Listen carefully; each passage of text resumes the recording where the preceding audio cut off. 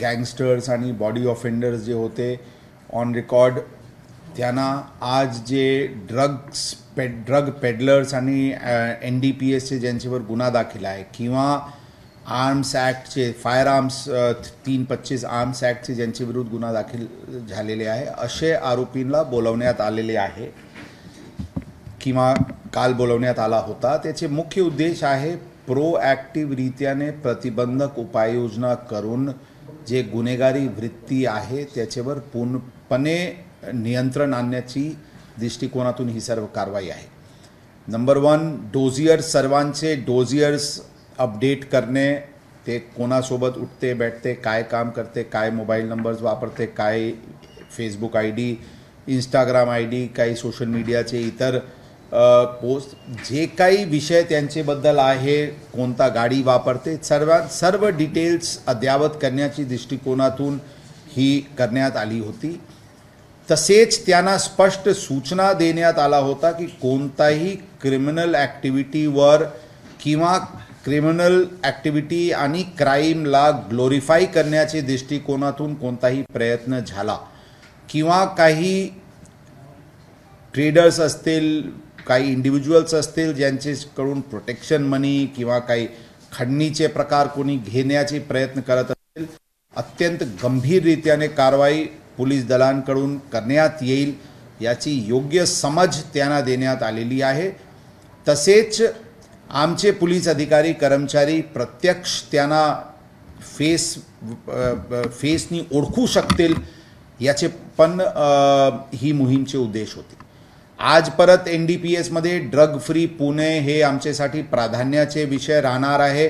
सुरुवातीला जे काही पेडलर्स आहे रेकॉर्डवर त्यांना आयडेंटिफाय करून त्यांचे हालचाली काय आहे त्याचे पूर्णपणे स्टडी करण्याची दृष्टिकोनातून, तसेच जे कन्झम्पशनचे दृष्टिकोनातून जे हॉटस्पॉट्स आहे, ओपन मैदान असतील किंवा इतर नाईट लाईफमध्ये यूज होणारे एस्टॅब्लिशमेंट्स असतील, वेगवेगळे ठिकाणी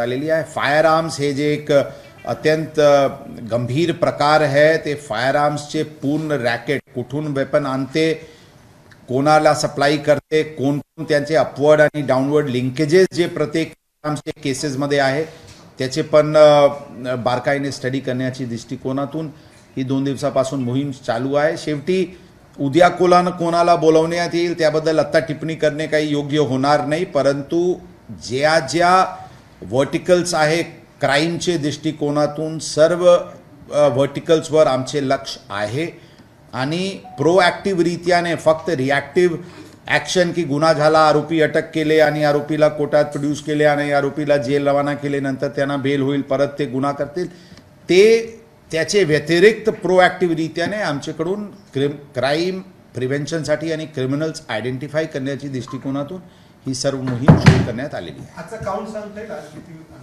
एक्झॅक्ट काउंट आमच्याकडे नाही है, लेकिन अंदाजन 150चे सुमारास आरोपी असतील।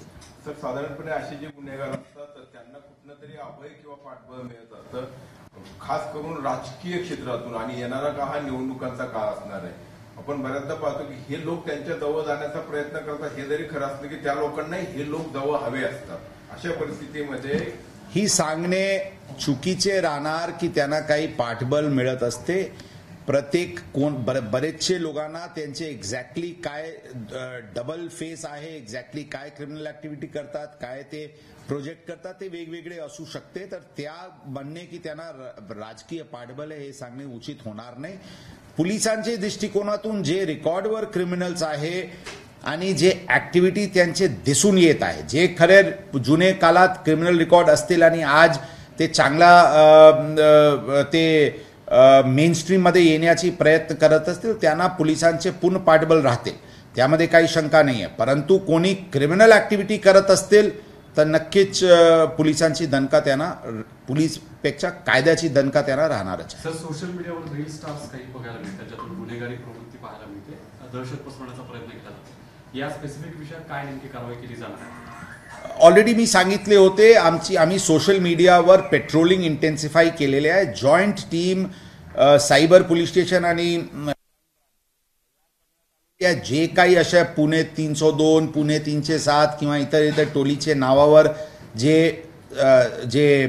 साईट्स आहे त्याचेवर त्यांना आयडेंटिफाय करून त्यांचे कोण त्याचे हँडलर्स आहे, त्यांना जे कोणी क्राईम किंवा क्रिमिनल ॲक्टिव्हिटी ग्लोरिफाय करत असतील या माध्यमातून त्यांना आम्ही आयडेंटिफाय करून त्यांच्या विरुद्ध कारवाई करणार आहे. तर आपण आत्ताच पदभार अलीकडच्या काळामध्ये आठवडा झाला आपण पदभार स्वीकारलाय. पुण्याच्या बाबतीत आपलं काय फर्स्ट इम्प्रेशन राहिलं? कारण इथं जर बॅकग्राऊंड बघितलं तर अगदी क्रिमिनल ऍक्ट अशा झाले की माझे दिवसाढवळ्या मर्डर झाला, ललित पाटील सारखी नार्कोटिक्सची बर्थ झालं, इतकंच नाही तर दहशतवादी तर रॅकेट पण इथे बर्थ झालेला आहे. तुमचं काय इम्प्रेशन राहिलं आणि त्या दृष्टिकोनातून फोकस पॉईंट काय असणार आहे? ते प्रत्येक अर्बन सेंटर्सला जे चॅलेंजेस असते ते आणि आमच्यासाठी जी जबाबदारी आहे ते crime prevention, law and order, traffic management, VIP security आणि टेरर अँटी टेरर आमची जे फ्रेमवर्क आहे तीच असते. ती पुण्या शहरला पण आहे. सगळे ठिकाणी वेगवेगळे शहराला थोडासा प्रमाण वेगवेगळे असू शकते, परंतु आमची जे प्रायोरिटी आहे ते प्रथम बॉडी ऑफेन्सेस प्रिव्हेंट करण्याची आणि बॉडी ऑफेन्सेस सोबत जे क्रिमिनल गँग्स करून जर खंडणी किंवा प्रोटेक्शन मनी किंवा दबंगगिरी रस्त्यावर उभे राहून करण्याची ती आमची फर्स्ट प्रायोरिटी राहील. ती मी सुरुवातीला पण सांगितले होते, कारण त्याचे परिणाम डायरेक्ट किंवा इनडायरेक्ट लॉ अँड ऑर्डरवर असते. लॉ अँड ऑर्डर मेंटेन करणे आणि अवैध धंदे पूर्णपणे नष्ट करणे ऑब्व्हियसली ती प्रायोरिटी आहेतच. आणि त्याचबरोबर ट्रॅफिक एक मोठी समस्या आहे, त्याबद्दल आम्ही ऑलरेडी आमच्या अधिकारीला सांगितलेले आहे की इन्फोर्समेंट ते सेकंडरी राहील. सर्वप्रथम प्रायमरी आहे डिकंजेशन आणि स्मूदनिंग ऑफ ट्रॅफिक, जेणेकरून ट्रॅव्हल टाईम आम जनताची कमी करता येईल. त्या दृष्टिकोनातून आम्ही ऑलरेडी 10 ते 12 वल्नरेबल स्पॉट्स आयडेंटिफाय केलेले आहे, जिथे आम्ही ट्रॅफिक स्मूदनिंग आणि डिकंजेशनसाठी आम्ही प्रयत्न करणार आहे. ऑलरेडी त्याच्याबद्दल इतर जे कन्सर्न प्लॅनिंग एजन्सीज आहे त्याच्यासोबत चर्चा सुरू झालेली आहे. कसे काय करता येईल, त्याचे इमिजिएट रिझल्ट मिळेल याची आम्ही कोणत्याही प्रकारचे याचे आश्वासन देत नाही, परंतु ते आमच्यासाठी प्राधान्याचे विषय आणि ते आम्ही त्याच्यासाठी प्रयत्नशील आहोत. ट्रॅफिकच्या विषयी तुम्ही बोलले, पहिले दिवस सांगितले तुम्ही हेल्मेट वापरण्यासाठी पण पुणेकरांना सांगा. हेल्मेटसाठी आमची भूमिका स्पष्ट आहे. सर्वप्रथम एक पब्लिक अवेअरनेस कॅम्पेन ज्यांच्यामुळे व्हॉलेंटरी कंप्लायन्सची प्रमाण वाढेल ती आमची प्रमुख टार्गेट राहणार आहे. आणि शेवटी हेल्मेट्स कंपल्सरी कायद्याने केलेले आहे, त्याचे कसे काय रूपरेखा राहील ते सर्व स्टेक होल्डर्सची चर्चा केल्यानंतर त्याच्याबद्दल नंतर निर्णय घेण्यात येईल. पुन्हा अंमलबजावणी शक्य वाटते का तुम्हाला? कारण पाठीमागचा अनुभव त्याबद्दल कोणताही प्रेज्युडिस ठेवून आम्ही टिप्पणी करणे योग्य होणार नाही, परंतु पब्लिक अवेअरनेस कॅम्पेन आणि त्याचे काय प्रतिसाद भेटते त्याच्यानंतर एक खरं एक आपल्याला एक असेसमेंट होईल की एक्झॅक्टली काय पोझिशन आहे. डिपार्टमेंटमध्ये काही प्रमाणात शिथिलता काही भागामध्ये किंवा विशिष्ट याच्यामध्ये क्षेत्रामध्ये दिसून येते. मग अवैध धंदे वारंवार पुन्हा पुन्हा उदयाला येतात. डिपार्टमेंटच्या लोकांना पण कुठेतरी ऍक्सेलरेट करण्याची आवश्यकता आहे. अशा नाही है. डिपार्टमेंट पुणे शहर पोलीस दल अत्यंत कार्यक्षम त्याचे इमेज आणि इम्प्रेशन आहे, यामध्ये कोणालाही शंका ठेवायची गरज नाही आहे. अवैध धंदेबद्दल आपण म्हटले, नक्कीच ते प्रायोरिटीचे विषय आहे. अवैध धंदे कोणताही परिस्थितीत आम्ही टॉलरेट करणार नाही आणि झिरो टॉलरन्स आहे ते मी ऑलरेडी नमूद केलेले आहे. कोणताही प्रकारचे अवैध धंदे असतील, क्लब्स असतील, इतर जे काही धंदे असतील, पब्स वगैरेचे वेळेवर बंद करायची असतील, जी काही आहे त्याची पूर्णपणे प्रायोरिटीवर पूर्णपणे नष्ट करण्याची दृष्टिकोनातून ऑलरेडी आमची उपाययोजना सुरू झालेली आहे. Sir, it is understood that you are meeting almost all the DCPs and senior police officers of various police stations under zones. So, while assessing all the zones, have you noticed any kind of support your officers require from you, which perhaps was not there and now they need it so that they can act efficiently? No, there is no question of the DCPs or any other officers not having support at an earlier stage. They all had the support. Everyone has its own priorities and the way and can have a different way of looking at things. Now, whatever as a leader of the police force, certainly it is our duty. It is mandated that we provide support, not only in terms of moral support but also in terms of support for in respect of infrastructure, manpower, guidance on certain issues. That is all required, and that shall all be provided to all the every member of the Pune City Police. Sir गुंड शरद मोहोळ यांची पत्नी स्वाती मोहोळ यांना एका Instagram अकाउंटवरून threats येत आहेत किंवा त्यांच्याबाबत जरा अश्लील बोललं जात आहे, या संदर्भात काही गुन्हा दाखल करण्याची त्यांनी मागणी केली आणि गुन्हा दाखल झालाय का सर? बरोबर आहे. त्यांचे आता काही वेळापूर्वी त्यांनी एक अर्ज दिलेले आहे. ते अर्जचे पूर्ण स्टडी करून आवश्यक कारवाई करण्यात येईल. सॉरी, मी जे काही सांगितले त्यामध्ये कोयता गँग असतील किंवा कोणताही गँग असतील, सगळ्यांचे समावेश आहे. जे कोणी क्रिमिनल्स ऑन रेकॉर्ड असतील किंवा जे क्रिमिनल्स बॉर्डर लाईनवर आहे, रेकॉर्डवर आलेले नाही तरी पण धूम करत असतील, सगळ्यांचे विरुद्ध ही मोहीम सुरू करण्यात आलेली आहे. आम्ही ऑलरेडी सांगितले होते की आम्ही क्रिमिनल इंटेलिजन्स युनिटची स्थापना करत आहे, जे क्राईम ब्रांचमध्ये वर्क करतील. जे काय काय नवीन गँग्स आहे किंवा जे अशा प्रकारचे गँगस्टर्स किंवा क्रिमिनल्स ऑन रेकॉर्ड सोबत फिरणे सुरू केलेले आहे आणि त्यांचे हालचाली आक्षेपार्ह आहे किंवा होण्याची शक्यता आहे, त्या विषयावर पूर्णपणे आमचे लक्ष, आमची भर आहे. चौकीजला ऑलरेडी आम्ही सूचना दिलेली आहे की संध्याकाळीचे वेळ वल्नरेबल वेळेवर त्या रस्त्यावर दिसायला पाहिजे आणि त्या भागात त्यांचे प्रेझेन्स, त्यांचे मोबाईल नंबर्स वगैरे जनतापर्यंत पोहोचायला पाहिजे, जेणेकरून एक इंटरॅक्शन, एक कम्युनिकेशन चॅनल आम जनताशी स्थापित करून अशा प्रकारचे गँगस्टर्सवर नियंत्रण किंवा त्या भागात इतर समस्याबद्दल चौकी आणि पोलीस स्टेशनला लक्षात येईल. सर, ललित पाटील प्रकरणात काय अपडेट आहे? मी विसरलो, मी 1-2 दिवसात कळवतो आपल्याला. रेकॉर्डवरच्या गुन्हेगारांना किंवा आरोपींना पोलीस आयुक्तालयामध्ये अशा पद्धतीनं बोलवणं हे कदाचित मला वाटतं पहिल्यांदाच घडलंय. एवढ्या मोठ्या संख्येनं एकत्रित आणलंय. असं म्हणायचं का की ही आपली स्टाईल ऑफ वर्क आहे अशा पद्धतीनं? ते स्टाईल ऑफ वर्क बद्दल मी काही टिप्पणी करू शकत नाही, बट शेवटी उद्देश जे होता ते आम्ही आपल्याला सांगितलेले आहे.